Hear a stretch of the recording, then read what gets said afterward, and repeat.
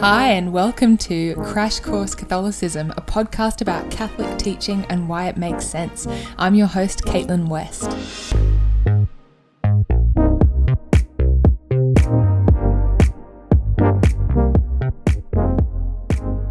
Hey friends, welcome to episode 90. So, in this episode, we are beginning a little series of episodes, a kind of deeper dive into the question, how do we know that God exists? So we first covered this topic all the way back in episode 2. And in this series, we're going to go back to that episode and kind of break it open and go deeper into this question of the existence of God. How do we prove the existence of God? Now, there are actually many ways for us to come to know that God exists. Some people first discover God through a personal encounter with him. So you might know someone like this, or maybe you experienced it yourself. Maybe your first experience of God wasn't an intellectual one. Maybe you felt a tangible sense of God's presence during prayer, or maybe it was at Mass, looking at the Eucharist and realizing that he was really and truly present. So our belief in God can stem from personal experience and personal encounter. And that is totally valid as a way of coming to know that God is real. You know, in the same way that I might not be able to philosophically prove that my friend Georgie exists, I know that she exists because I've met her. I know her. We regularly go to the pub and talk about how great Stevie Nicks is. I know Georgie is real. So that is one way of knowing that God exists, through personal encounter, prayer, and the sacraments. Another way that we might arrive at a belief in God, and it's a way that will very often go hand in hand with personal encounter, is through logical reasoning or philosophy. So the idea of doing philosophy might sound really intense, but actually all we mean when we say philosophy is just looking at the world around us and asking the question, why?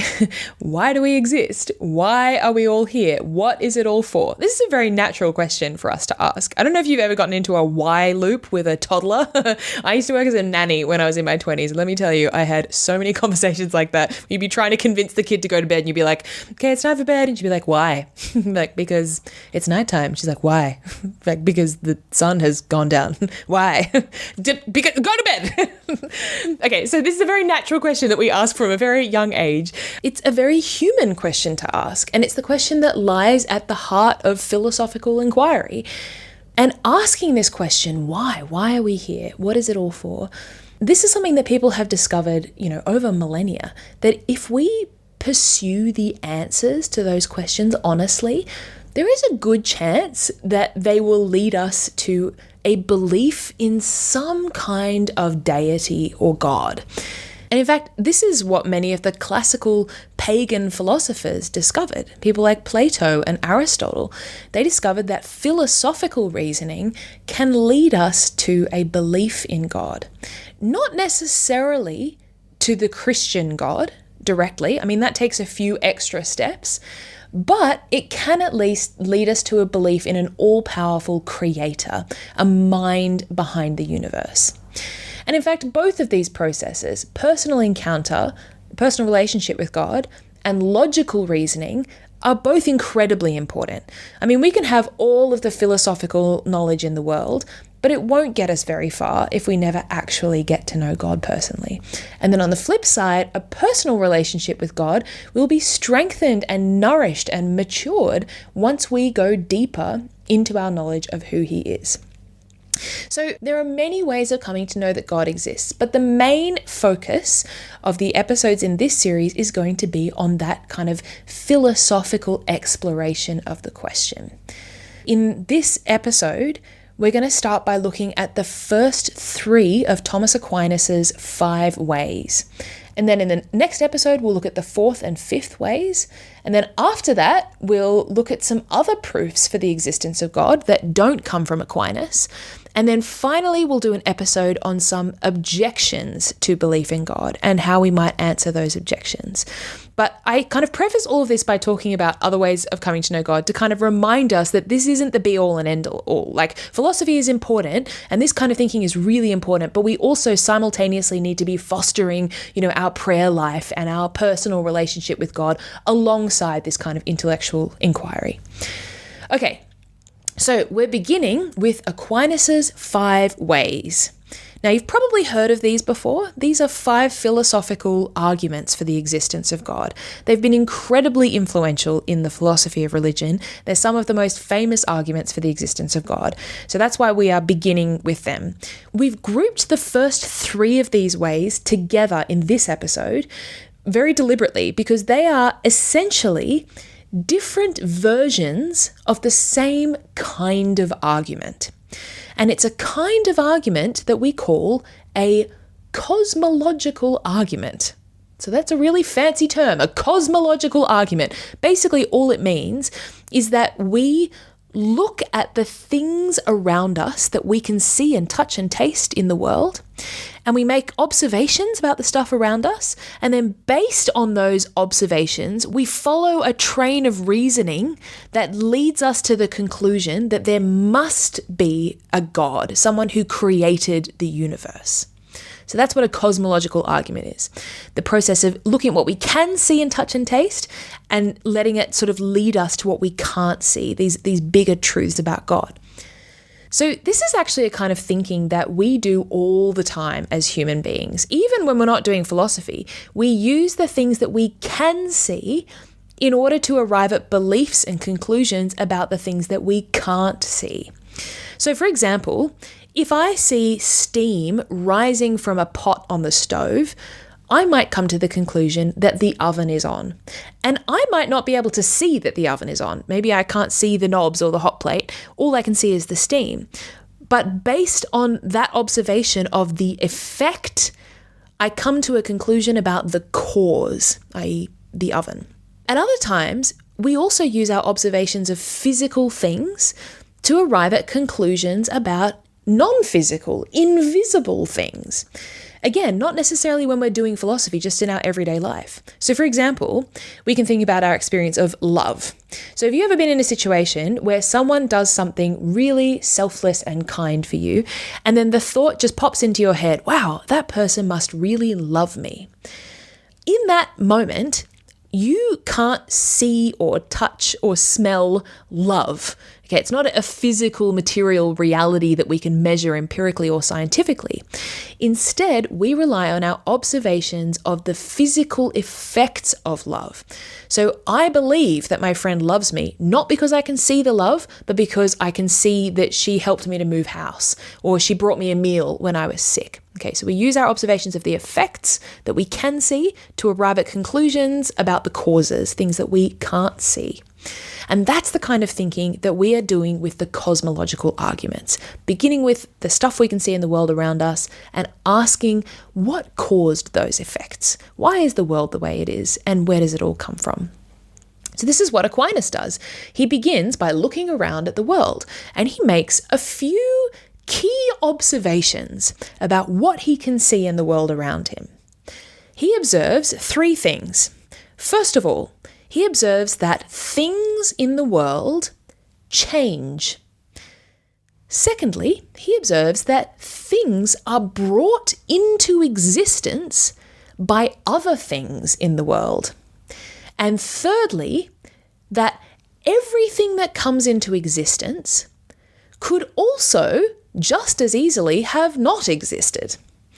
And then based on those 3 observations, he extrapolates and kind of follows a chain of reasoning and eventually arrives at the conclusion that there must be what he calls an unmoved mover, a being that is the cause of all existence. Now, if that sounds a little bit abstract and confusing, or like a massive leap, like how do we get from things change to there's a God? Don't worry. That's the point of this episode. We are going to follow Aquinas' chain of reasoning with him step by step, and we're going to see how it leads us to the idea of a creator. But first of all, here's what we're going to do. To start off with, remember how earlier in the episode I said that these 3 different ways are actually kind of three different versions of the same kind of argument. So let's return to that idea. Basically, what Aquinas is doing in these first three ways is that he's taking one big overarching argument and he's approaching it from three different directions, or kind of arriving at it by three different pathways. So it's like when you look at a marble sculpture from different angles. Each angle that you look at it from reveals its own kind of nuance. It's unique in its own way, but together all three kind of contribute to the richness of the overall picture. So what we are going to do is we're going to start with that big picture. And we're going to do that because it just tends to be a lot easier to analyze, the individual arguments once we have a sense of the big picture. Kind of like how it's easier to analyze one angle of a sculpture if we've done kind of a once around lap of the whole sculpture. We know what the whole picture looks like. So we're going to start with the overarching idea. And then after that, we'll zoom in on each of the three ways, each of those three arguments, and understand how they work, because they all work in distinct ways. Okay, so let's begin with our zoomed out summary of the argument. Basically, it goes like this.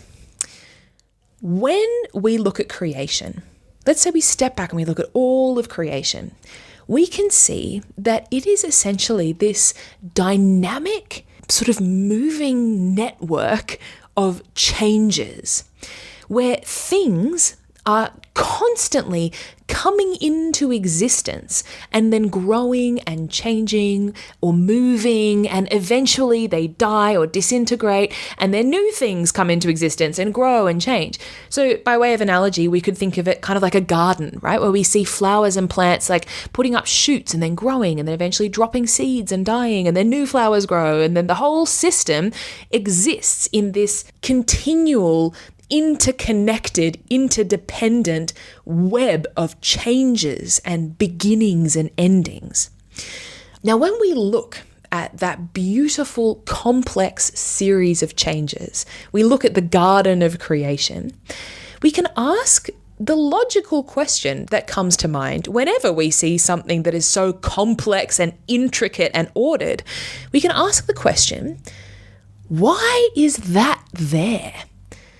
Right? Like we kind of instinctively look for an explanation for something that complex and beautiful.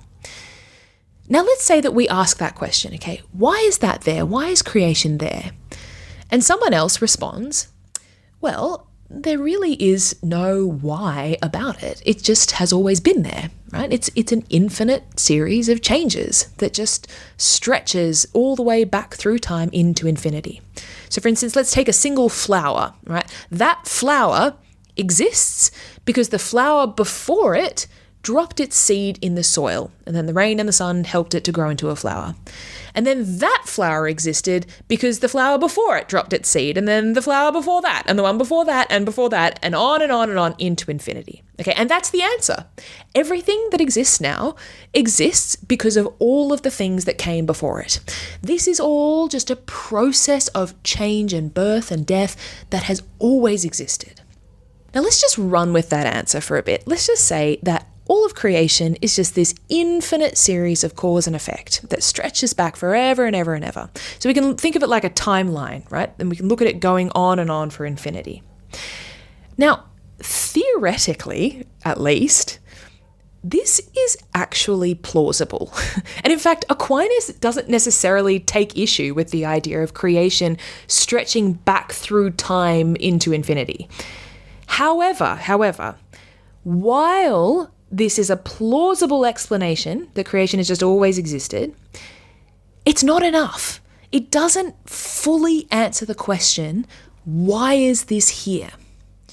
Okay, so what do I mean by that? Well, let's say that we pick a random point on that infinite timeline, okay, any point at all, just any random point in history, and we pause at that point and we just freeze time and we look at it. So let's say that we pause at the point in history when Leonardo da Vinci has just painted the Mona Lisa. Okay, so let's pause there and we can see in this moment, Leonardo da Vinci has just brought the Mona Lisa into existence.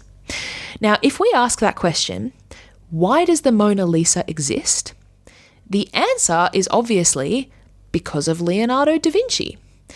Okay, great. And then we can ask the next question. Why does Leonardo da Vinci exist? Now, pause. In this instance, we're not talking about Leonardo da Vinci's parents and grandparents and great-grandparents. We are asking, because remember, we've frozen time, okay? We're asking right here and right now, why does da Vinci exist here and now? So I guess we could say he exists here and now because, among other things, there's oxygen in the air for him to breathe. Great. Okay. So why does the oxygen exist? Right here and right now, why does the oxygen exist? Well, because there are trees nearby and the trees are releasing oxygen into the environment. Great. And why do the trees exist? Well, because the sun is shining on them and that means photosynthesis is possible, etc. Now, what we can see in this moment of frozen time is that we have two chains of causation going on. One chain stretches back in time, right? That's the one where we say, Da Vinci's parents and grandparents and great-grandparents. That's one chain of causes that leads us to Da Vinci and the Mona Lisa. But we also have a second chain of causes. And this chain doesn't go in the horizontal line stretching back. It goes in a vertical line stretching up. In this single moment in time, we can see a kind of hierarchy of cause and effect. And these causes and effects are simultaneous. They are all happening at the same time rather than sequentially. So Da Vinci is painting and breathing at the same time. So we've got those two chains of causation at work. The horizontal line is what we call a temporal series of causes. So a series that exists through time. And then the vertical line is what we call a hierarchical series of causes, an ascending hierarchy of simultaneous cause and effect.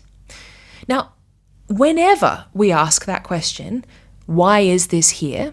Whether we're asking it of one individual thing or we're asking it of creation as a whole, that question, why is this here, points in both those directions, horizontal and vertical, and both directions need an answer.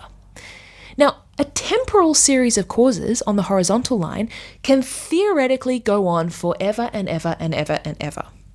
But Aquinas argues that a hierarchical series cannot go on forever and ever infinitely. At some point, it has to stop. Now, why is that? Why can't a hierarchical series go on forever? Well, let's say that we follow that causal chain from the Mona Lisa all the way up. So we go, the Mona Lisa exists because of Da Vinci, who exists because of oxygen, which exists because of trees, which exists because of the sun, which exists because of, gravity. We will eventually find, as we ascend that ladder, that ultimately we hit the question, why is the universe here? Why does the universe exist? Why does creation exist? Why is all of it here? And we cannot answer that question by just pointing to some other element of the created world, because if we did, then we would just be deferring the answer. We'd be simply adding another link to the chain of cause and effect. Eventually, we need something that is the source of all existence and, crucially, that is not relying on something else for its existence, right? A point where the deferral stops. So one classic image that many people turn to explain this idea is the image of a chandelier hanging from a chain. No matter how long that chain is, at some point it needs to be held up by something. And that something needs to be separate from the chain. And it also can't be being held up by something else, because if it were, then it would also just be another link in the chain. The chain can't just simply go on forever. It has to stop somewhere. Another image that we could use that kind of captures the sort of horizontal and vertical lines at the same time is the image of a banquet table. So we can imagine a table that is infinitely long, right? That just stretches from left to right as far as the eye can see. But we can't imagine a table with legs that are infinitely long, that just keep going and going and going and going and never rest on anything. At some point, the legs need to be resting on solid ground, no matter how long they are. And then a final image that we can use, which I've heard Trent Horn use, is the image of a train passing by. So if we look at this train, each carriage is only moving because the next carriage is pulling it. And that carriage is being moved by the next carriage and the next one and the next one. And now we could look at that train and just say, well, this is just an infinite series of moving carriages. But no matter how many carriages there are, whether there's 3 or 3 million, none of those carriages answers the question of why the whole train is moving in the first place. At some point, you have to arrive at an engine, which is the source of the motion, and that isn't just another carriage. Okay, so that's the kind of overall big picture argument that Aquinas is making. And we could summarize it by saying that a hierarchical series of causes cannot just go on infinitely. It has to culminate in a first cause. I'm going to say it again for emphasis. A hierarchical series of causes cannot go on infinitely. It has to culminate in a first cause. Okay, so that's the zoom out. Now let's zoom in and take a look at each of Aquinas' 3 ways, 3 arguments, because each of them demonstrates this idea in different ways. So the first way begins with the observation. Remember how we said that we're beginning with observations of the world around us? So now that we're zoomed in, we can start with those observations. So the first way begins with the observation that things in the world change. Aquinas calls this process of change motion. So he says that things in the world are in a state of motion. For instance, an egg becomes a caterpillar, which then becomes a butterfly. What does it mean when we say that things are in motion or that they change? Well, Aquinas says that change just means going from potentiality to actuality. So what the heck does that mean? Okay, let's use an example. So right now, I'm sitting in a room that is quite warm. So I am actually warm, but I am also potentially cold. So I'm not cold, but I could become cold. I have that potential. Now, if someone were to open a window or give me an ice cream, I would go from potentially cold to actually cold. And that is what change is. Change means moving from potential to actual. Now note that in that process of change, of going from potential to actual, I rely on external forces. So a window opening, cold air, ice cream. Something else has to make me cold. I can't just snap my fingers and say, great, okay, now I'm cold. And this is something that Aquinas points out, that nothing that changes itself. Change is always prompted by some external force. And the reason for that is that I can't be both potentially something and also actually that thing at the same time. That would be a contradiction in terms. So in order to go from potential to actual, I rely on an external force that can give me that actual thing.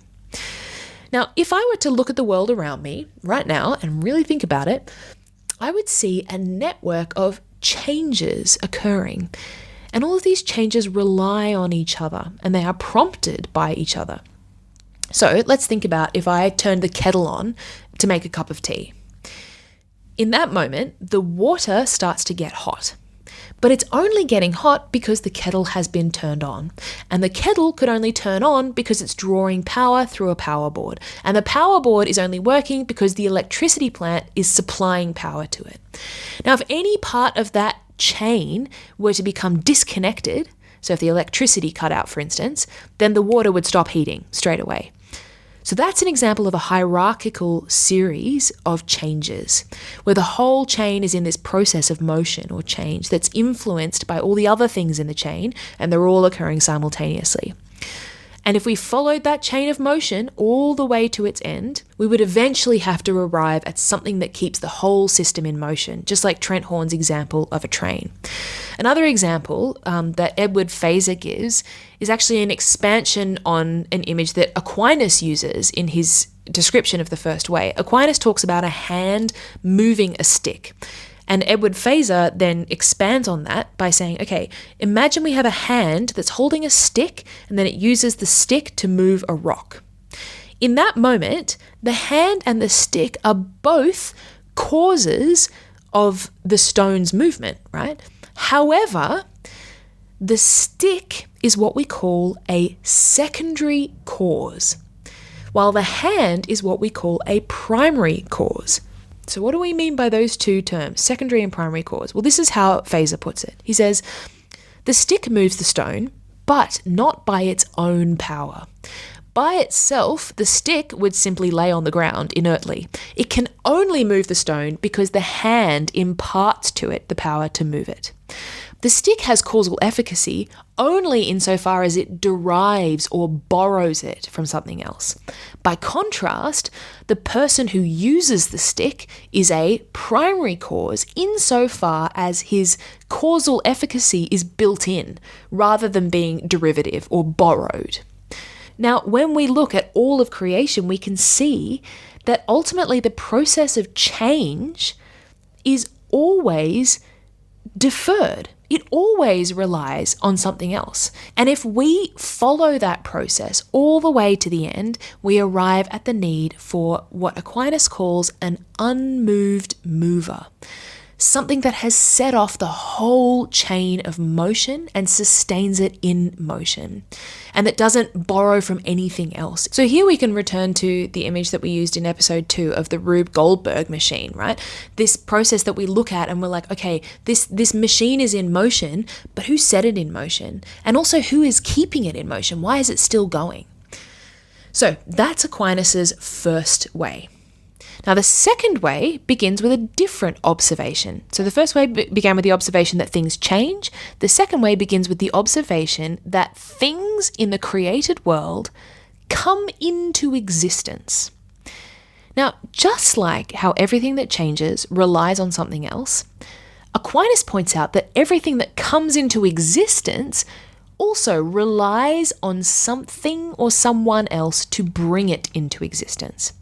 So he refers to this as a process of efficient causation. So an efficient cause is just something, it's just a fancy way of saying something that causes another thing to exist. So, for instance, if I paint a painting, I am the efficient cause of that painting. Or if a flower drops its seed and then a new flower grows, the first flower is the efficient cause of the second. Now, Aquinas points out that nothing in the world around us is the efficient cause of itself. In other words, it's impossible for something to bring itself into existence, to go from non-existence to existence on its own. It relies on something else, an efficient cause, to bring it into existence. Now, just like the process of change, a chain of efficient cause and effect can't just continue forever. And we saw this earlier with the Da Vinci bringing a painting into existence and his existence relying on oxygen and the oxygen relying on trees and so forth. At some point in this series of secondary causes of existence, we need to arrive at something that we term a primary cause, a first cause of all existence. And this primary cause has to be something that exists per se. It does not rely on something else for its existence. It hasn't come into existence or been brought into existence. It is existence itself. So Peter Kraft gives a really useful example that helps to illustrate this idea. He writes, "Suppose I tell you there is a book that explains everything you want explained. You want that book very much. You ask me whether I have it. I say, no, I have to get it from my wife. Does she have it? No, she has to get it from her neighbor. Does he have it? No, he has to get it from his teacher, who has to get it, etc., ad infinitum. No one actually has the book. In that case, you will never get it. However long or short the chain of book borrowers may be, you will get the book only if someone actually has it and does not have to borrow it. Well, existence is like that book. Existence is handed down the chain of causes from cause to effect. If there is no first cause, no being who is eternal and self-sufficient, no being who has existence by his own nature and does not have to borrow it from someone else, then the gift of existence can never be passed down the chain to others, and no one will ever get it. But we did get it. We exist. Therefore, there must be a first cause of existence, a God. Oh, Peter Kraft, how good. I love it. I should just read out Peter Kraft for this podcast. Tempting. Okay, so that's the second way, which argues for a first cause or a primary cause of existence. Now, Aquinas' third and final way is what we call the argument from contingency. So to recap, the first way began with the observation that things change, the second way with the observation that things come into existence, and the third way begins with the observation that things that come into existence in this world do not technically need to exist. They can exist, and they do exist, but they don't strictly have to. They have the potential not to exist. Their existence is not necessary, and it is in fact what we call contingent. In other words, it relies on other factors, and those other factors themselves, they might not have occurred. So for example, my existence is contingent on the fact that there's oxygen in the air, and that I have food to eat, and that my parents exist, and that they met each other. All of these things I rely on for my existence, and those things also might not have happened, and they rely on other contingent things for their existence. I like the way that Father Thomas Joseph White puts this next part of the argument. He says, "Can there be a world only of contingent things, and not a world in which something is necessary?" Aquinas argues that it cannot be the case. If everything that exists in the world right now is contingent, then it doesn't have an explanation only from itself, but in reference to another. And yet we can't just have an infinite series of such causes. So the image that comes to my mind as I hear that is the image of like a row of books that are all leaning against each other and being propped up by each other. And the question is, can we have a row of books like that are all kind of relying on each other, all contingent on each other, without a bookshelf, something that is stable and necessary, that is not leaning on anything, but that is solid and holding the whole row of books up? And Aquinas says, no, we can't. We can't live in a world of only contingent things that all rely for their sustained existence on something else. Ultimately, we require what he calls a necessary being.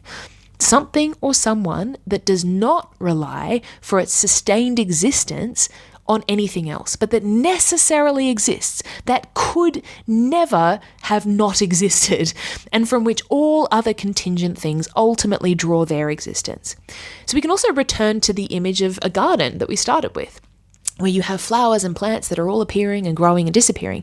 And none of those flowers or plants is strictly necessary. But the one thing that is necessary for any of it to exist, for the garden itself to exist, is the soil that they are all growing in.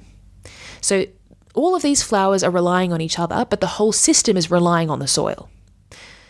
Okay, that's the third way. So that is a summary of Aquinas' first 3 ways of coming to know the existence of God. I don't know about you, but my brain hurts.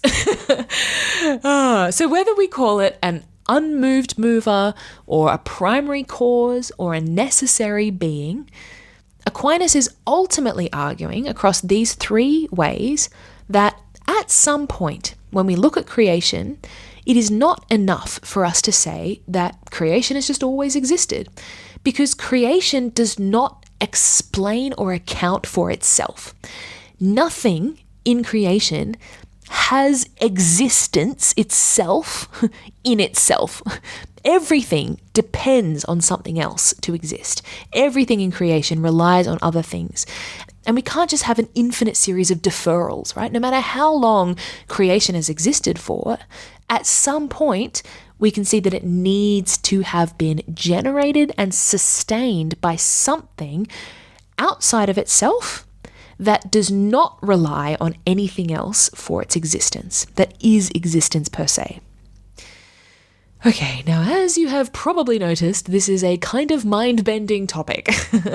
And thankfully, there is an abundance of material out there on Aquinas' 5 ways. Books and videos and podcasts, and tell you what, I have listened to and watched about 500 bajillion million things in preparing for this. So I'm going to include a bunch of links in the show notes, which just means the description of this episode, so that you can continue to think about this if you would like to. But for now, that is all we have time and brain space for. In our next episode, we're going to continue looking at Aquinas' 5 ways. We're going to look at the 4th and 5th arguments for God's existence before moving on to some other arguments for and against the existence of God. Great, such fun. Love it. All right, well, well done for getting this far, and have a great fortnight, and I'll speak to you next time. Okay, bye. Love you always, forever, near and far, closer together everywhere. I will be with you, everything I will do for you. Say your love always, forever, never stop, closer together everywhere. I will be with you, everything I will